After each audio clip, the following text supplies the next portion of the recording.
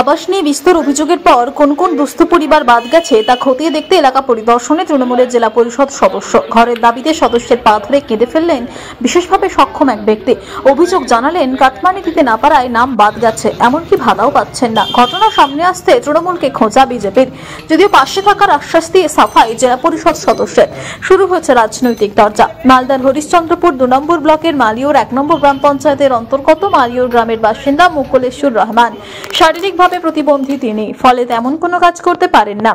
সংসারের স্ত্রী এবং 3 সন্তান, বেড়া এবং টাটির দেওয়াল, ওপরে ভগ্নপ্রায় টালির চালা, অভাবের অন্ধকার গ্রাস করেছে সংসারকে। পান না প্রতিবন্ধী ভাতা, নাম নেই আবাসের তালিকায়। সরকারি সাহায্য বলতে মেলে শুধুই রেশন, তাতেই কোনো ক্রমে আধপেটা দিন গুজরান করেন। এদিন ওই এলাকায় কোন কোন দুস্থ পরিবার সরকারি সুযোগ সুবিধা থেকে বঞ্চিত তা খতিয়ে দেখতে বাড়ি বাড়ি যান তৃণমূলের স্থানীয় জেলা পরিষদ সদস্য বুলবুল খান। তাকে সামনে পেয়ে ঘরের দাবিতে পা ধরে কেঁদে ফেলেন মুকুলেশ্বর। বিস্ফোরক অভিযোগ তুলে তিনি বলেন, তার কাছে পঞ্চায়েত সদস্য 6 বছরের টাকা কাটমানি চেয়েছিল তালিকায় নাম তোলার জন্য, তিনি দিতে পারেননি বলে নাম বাদ গেছে। বুলবুল খান তাকে আশ্বাস দেন প্রশাসনের সঙ্গে কথা বলে নিয়ম অনুযায়ী সমস্ত সহযোগিতা করবেন। এদিকে এই ঘটনা সামনে আসতে বিজেপির অভিযোগ, আবাস নিয়ে যে ব্যাপক দুর্নীতি এবং স্বজন পোষণ হচ্ছে সেটা বারবার প্রমাণিত। তৃণমূল নেতাদের আত্মীয়দের নাম রয়েছে তালিকায়, কিন্তু এরকম দুস্থ মানুষটা বাদ গেছে। আর এখন তৃণমূল নাটক করছে। যদিও এ নিয়ে সংবাদ মাধ্যমের সামনে বুলবুল খানের দাবি, মুখ্যমন্ত্রী নির্দেশ দিয়েছেন যাদের কাঁচা বাড়ি তারা দুস্থ প্রত্যেককে যাতে ঘর পায়, তাই তিনি এলাকায় এসেছেন। তারা জনপ্রতিনিধির মানুষ, তাদের কাছে দাবি করবেন। কিছু জায়গায় ভুলভ্রান্তি হতেই পারে, তিনি প্রশাসনিক মহলে কথা বলবেন, দুস্থরা যাতে এভাবে বঞ্চিত না থাকে। এমনই দৃশ্য সামনে আসতেই শুরু হচ্ছে রাজনৈতিক চর্চা। ঘরে নাম এসছে কিনা আপনাদের ওটাই জানতে এসেছি। আমার ঠিকই আছে। নাম এসছে ঘরে? বুঝছেন? বড় মাথাটা আসছে। আপনি রেস্ট করুন। শুয়ে যাও। এখন বুলবুল মাস্টার জেলা পরিষদ সদস্য। হ্যাঁ। জেলা পরিষদের হ্যাঁ চিনে গেছেন। বুলদা এসছে খবর নিতে যে বাড়ি ঘর পেয়েছে কিনা, এরকম ব্যাপার যারা আছে কিনা না পাচ্ছে ও দেখে দিচ্ছে ব্যাপারগুলো। না শুনেছি আসছে, এখন এসছে নাম এসছে, বর্তমান লিস্ট আমাদের হাতে আছে। ওটাই জানতে কাগজ তাও সই করে গেছে, লেখা লেগেছে। হ্যাঁ আমি ছিলাম, আমি দেখছিলাম। আচ্ছা আমি এসেছিলাম। ঠিক আছে, আপনি রেস্ট করুন। এসছে তো। বলছি আপনি পা কেন ধরলেন জেলা পরিষদের? পা ধরলাম, কিছু পাচ্ছি না, কিছু ঘর পাচ্ছি না, কিছু হচ্ছে না, হ্যান্ডিক্যাপ হয় না, কিছু হয় না। হ্যান্ডিক্যাপ তো হয়নি না, সার্টিফিকেট হয়নি, কিছু নেই আমার, কিছু নাই, কি করে খাবো আমি এখন? এই ঘরেই কি থাকেন আপনি? এই ঘরে থাকি আমি, ছেলে মেলে নিয়ে ঘরে থাকি, 2টা ছেলে আর 1টা বেটা। পা কেন ধরতে হলো আপনাকে? পা ধরতে হলে কিছু না, আমি হ্যান্ডিক্যাপ পাচ্ছি না, ঘর পাচ্ছি না, কিছু পাচ্ছি না, ভোট দিবার মানে চাইতে চলে আসে, কিছু পাচ্ছি না আমি, তাই জন্য পা ধরা হলো। আচ্ছা, কিছু ধরা হয় না, কিছু মেলে নেট বন্ধু। রেশনের চালটা পান? চালটা পাই। আচ্ছা, এতে সংসার চলে, কি দেয় না আগে আমাকে সরকার, কিছু দেয় না, কিছু করে না। ভোট নেবার বেলা ভোট চাইতে আসছে, কি আসে ভোটটা দেখছে কিছু, আর পাকার ঘর আছে কি আছে, আর পাকার ঘর নয় তো প্রার্থনা দেখছে পাকার ঘর করবো। সার্ভে করতে এসেছিল? একবার এসেছিল, ঠিক আছে, ছবি করে গেছিল, ঘোষণা করে গেল, পরে শুনছি নাম কেটে গেছে।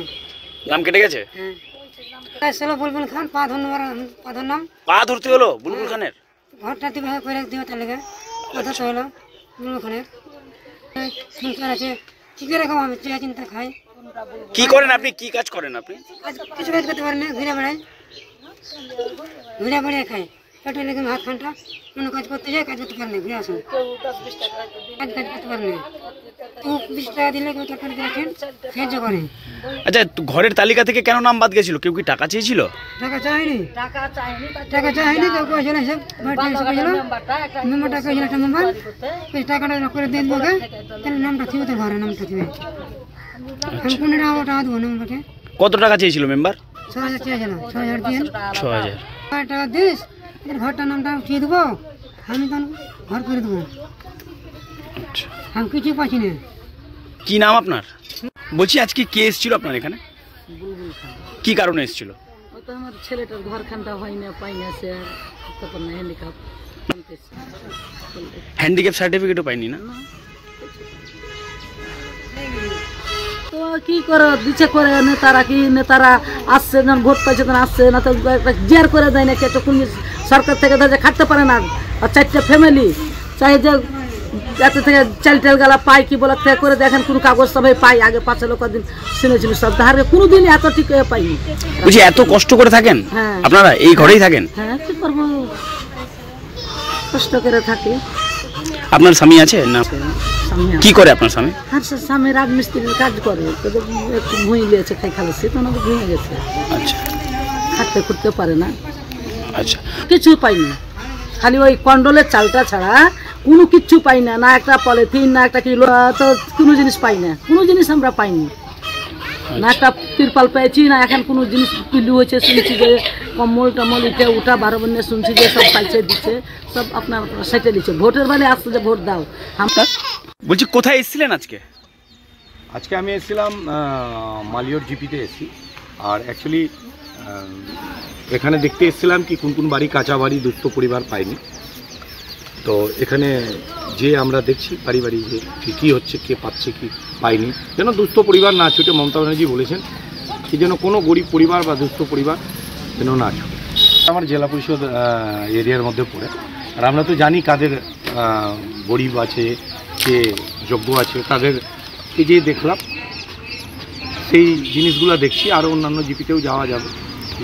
আরেকটা জিনিস দেখা গেল, এক উপভোক্তা আপনার পা ধরে পড়তে দেখা গেল, আবাস তালিকায় নাম কাটা গেছে বলে, কি বলবেন? হ্যান্ডিক্যাপ, তার ব্যাপারে আমি জানি, তার নাম আসেনি, তিনি কিন্তু খুবই খারাপ অবস্থায় আছে।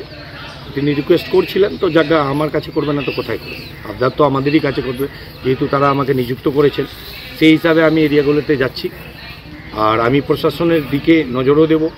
আমি আলোচনা করব এই বাড়িগুলো কেন গেছে, যেন কোনো যারা পাওয়ার যোগ্য তারা যেন কোনো রকম বঞ্চিত না। পা ধরার কথা নাই, যেটা আপনি বলছেন কিনা ওটা না, কিন্তু আমাকে পেয়ে তার বাড়িতে গেছি, তিনি তো আমাকে ভালোবাসেন, সেই হিসাবে আমাকে রিকোয়েস্ট করছেন।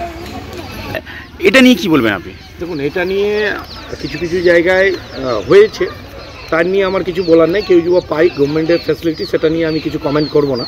কিন্তু আমার যেটা মেন হচ্ছে, মমতা ব্যানার্জির লক্ষ্য হচ্ছে কোনো দুস্থ পরিবার যেন না বাদ যায়, সেটার উপর আমার নজর আছে। কি কোনো দুস্থ পরিবার যেন, গরিব পরিবার, আমি যাদের কাছে গেলাম প্রচুর নিরীহ পরিবার, আরও আমি যাব যেখানে খবর পাবো, অবশ্যই মানুষের পাশে, মানুষের সাথেও প্রশাসন লেভেলে আমি অবশ্যই কথা বলবো। গরিব মানুষরা বারবার অভিযোগ করে যে আমরা বঞ্চিত হয়েছি আবাস তালিকা থেকে, আর যাদের পাকা বাড়ি তারাই বাড়ি পাচ্ছে, তো এটা কি ঠিক? দেখুন, কিছু কিছু জায়গায় হয়েছে, না হওয়ার নেই, সেটা হতেই পারে। কেন কি হাজার হাজার ঘর মমতা ব্যানার্জি দিচ্ছে, তবে দিদি এগুলাকে নজরে রেখেছে, এগুলা হবেই। দিদি যেটা কথা বলেন, কিন্তু কোনো দুস্থ পরিবার বাদ যাবে না, সেটার জন্য দিদি নিজেই ব্যবস্থা নিচ্ছেন, আর আমরাও প্রশাসন লেভেলে ব্যবস্থা করব। এটা আমাদের কেন্দ্র সরকার, মোদী সরকার এটাকে বন্ধ রেখেছে। আজকে আমাদের বাংলা কোনো রকম সেন্ট্রালের কোনো পয়সা আমরা পাচ্ছি না। এটা তো দিদিকে আমি ধন্যবাদ জানাবো, এই দুস্থ পরিবারের জন্য তিনি দাঁড়িয়েছেন, নিজে বাংলার টাকা দিয়ে বাংলা আবাস যোজনা ঘর করছেন। দেখুন, একটা জনপ্রতিনিধির প্রথম কাজ হলো যে আবাস যোজনার তালিকা প্রকাশিত হওয়ার পূর্বে বাড়ি বাড়ি গিয়ে দেখা যে কারা বাড়ি পাওয়ার আসল যোগ্য এবং কারা যোগ্য না। কিন্তু এই ক্ষেত্রে দেখা গেছে কি, আবাস যোজনার তালিকা প্রকাশিত হওয়ার পরে দেখা গেছে বেশিরভাগই তৃণমূলের প্রধান, উপপ্রধান, তৃণমূলের যারা কর্মী, নেতার যারা সাগরেদরা আছে, নেতার যারা আত্মীয় স্বজনরা আছে, স্বজন পোষণের লোক যারা আছে, তাদেরই তালিকায় ভর্তি আছে নাম। কিন্তু যারা যোগ্য ব্যক্তি, যারা পাওয়ার যোগ্য প্রধানমন্ত্রী আবাস যোজনা, তারা সবাই বঞ্চিত। এখন নাটক চলছে, একজন জনপ্রতিনিধির নাম তালিকা, ঘরের তালিকা প্রকাশিত হওয়ার পরে গিয়ে বাড়ি গিয়ে দেখছে যে ঘরের নাম এসছে কিনা। এটা তো নাটক ছাড়ার কিছু নাই, সাধারণ মানুষও বুঝছে। আর তাছাড়া একটা জনপ্রতিনিধির পা ধরতে হবে সাধারণ মানুষকে ঘরে নাম আনার জন্য, নথিভুক্ত করাবার জন্য। এই তো লজ্জাজনক ব্যাপার। কোন রাজ্যে বসবাস করছি আমরা? মাননীয় কি দেখতে পাচ্ছেন না যে ওনাদের জনপ্রতিনিধি বাড়ি যাচ্ছে আর জনসাধারণ ওনাদের পা ধরে পড়ে যাচ্ছে?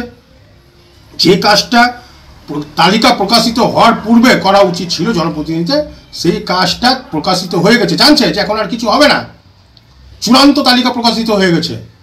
বরঞ্চ কিছু যারা আত্মীয় স্বজনদের নাম যারা যোগ্য নয় ঘর পাওয়ার, তাদের নামের তালিকা থেকে বহির্ভূত হতে পারে, কিন্তু নাম নতুন করে অন্তর্ভুক্ত করবে এটা অসম্ভব ব্যাপার। তাদেরই সদস্যরা টাকা চাইছে, আর টাকা না দিতে পারলে পরে গরিব লোককে বঞ্চিত করে দিচ্ছে, এই কোন ধরনের কথা? যারা পাওয়ার অযোগ্য তাদের টাকার বিনিময়ে তাদের নাম নথিভুক্ত করিয়ে দিচ্ছে। এই রাজ্যের মধ্যে একমাত্র এই ধরনের ঘটনা ঘটতে পারে, অন্য কোনো রাজ্যে এই ধরনের ঘটনা ঘটবে না। মালদহ থেকে নিজস্ব প্রতিনিধির রিপোর্ট, টিভি নিউজ 10।